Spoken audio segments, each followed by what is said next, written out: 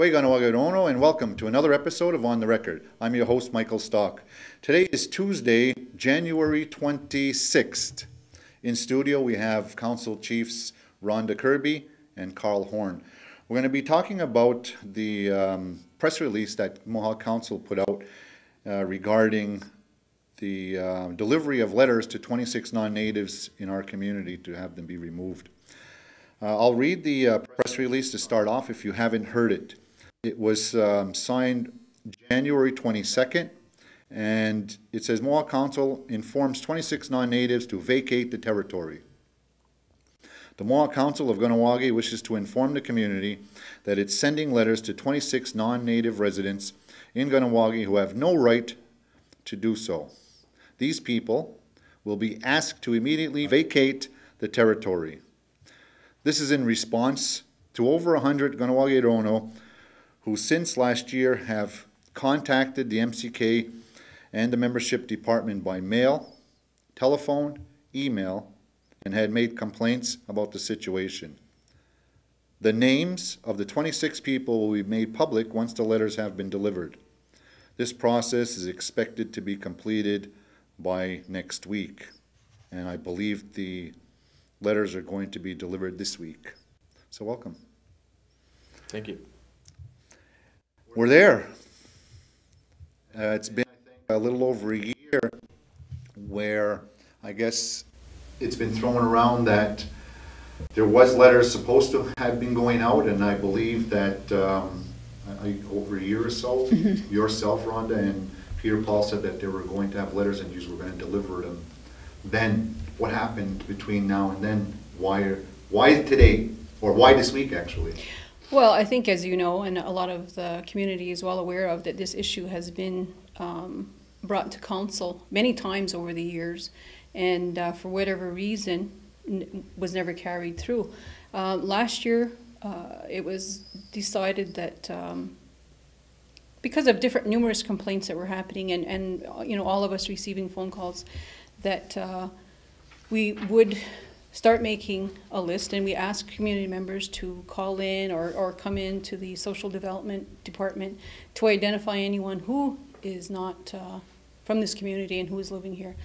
That process took a couple of months where, as it says in the press release, over 100 names were given, and but then at the time when it came down to brass tacks at the council table, there was a split in the vote. So the letters weren't carried through at that time.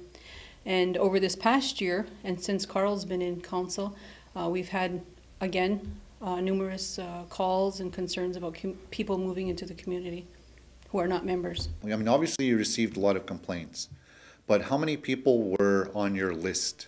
I mean, you're sending letters to 26. Well, I'm sure that there was more than 26. For sure. We've had close to 100. There was a couple of names who had several phone calls, but we've narrowed it down to roughly about 100 people. The first 26 people that are being identified are those who have been identified as completely non-native, who are residing with a community member.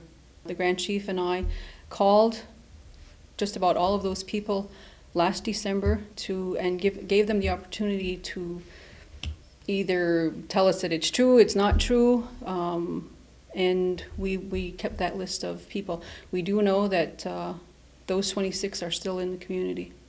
So the criteria basically that you were looking at or that you were following is that they have no status at all. No status at all. And they're living with somebody in the community. Mm-hmm. That's the issue with a lot of people have.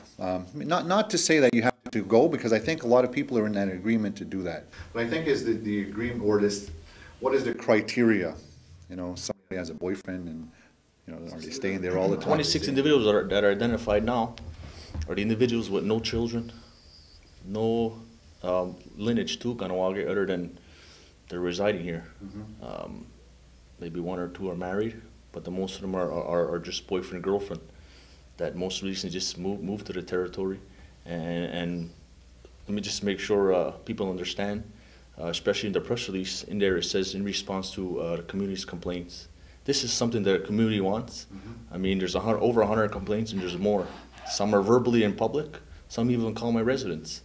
And this is what our job is to do. I mean, we work for the community, and they have concerns, and that's where we're trying to address it to the best of our abilities. And I'd have to say at this point that we haven't received any phone calls or letters to say that they think that non-natives should be living here in the community. I think that goes without saying. You know, a majority of the people, and even some of the conversations that I've had over a period of time, was that I don't think people have a concern about whether it's, they have to leave. I think it's more of the criteria and who and where does it start and where does it end. You know what I mean? Is it starts there, but what's next? You know what I mean? Or if they don't want, or if they decide that they're not going to go, and then where do we go from here? You've had to have, you know, not made this decision hastily. Obviously, it's been a while that you're sifting through this, and some of the council members are in agreement, and some are not. Some of the what ifs. Well, when I got on council, this was already talked about before, the names being, you know, people being called and letters being sent. But when I got on council, that was pretty much the first thing that I addressed at the council table was something has to be done. The people want results. It's been going on long enough. We got to think about the future generations of Kahnawake. Not right now. I think we'll be all right now for over the next few years. I guess all dependent on the MacGyver situation. But I'm thinking, you know, my grandchildren, everybody else's grandchildren out there, 20 years from, you know, down the road. Like we just recently did a visioning project where you know, how we want to see Kahnawake 20 years from now. It's tough to say how we can see it when we have, you know, the influx of non-natives coming, living here on our right to you know, live tax-free, and you know, that's the most important issue here. And the first thing that I addressed was we need a strong council table to address this issue. We can't have 10 in favor and 2 not. We have to work together, put our differences aside, and have a strong table and address this issue, because this issue ties into a lot of other things: housing, land, labor, justice, and we have to address it, or else we ain't gonna get anywhere. I mean, the council, the current council has to come together, put our differences aside, and address the issue. And if they're in favor, say it publicly, and if they're not in favor, then say that publicly too. That's the most important thing. I think the people voted for certain individuals in there, and they want to know why they're in favor or not in favor. It's like I said, it's going to be a tough issue, depending on who's on that list. I don't know. You know, obviously, in the near future, we're going to know who's going to be on the list, and you know, one thing or another, something is going to transpire, whether they're going to be in agreement with what's going to happen or whether they're not, whether they're going to contest it, whether they're not. Well, I would think these individuals are already well aware of what's going on, and they know that they really shouldn't be living here in the community. Mm-hmm. And it's not something, like Carl had said, that it's not something that we made up in the past year. It's an issue that has been in the community far too long, and we're ready to do something about it. Like I said, that's, it doesn't touch just on the issue of a non-native living with a native in the community. It touches on a lot of other issues, and we're going to cover some of those. But we're going to take a break, and we'll be back right after these messages.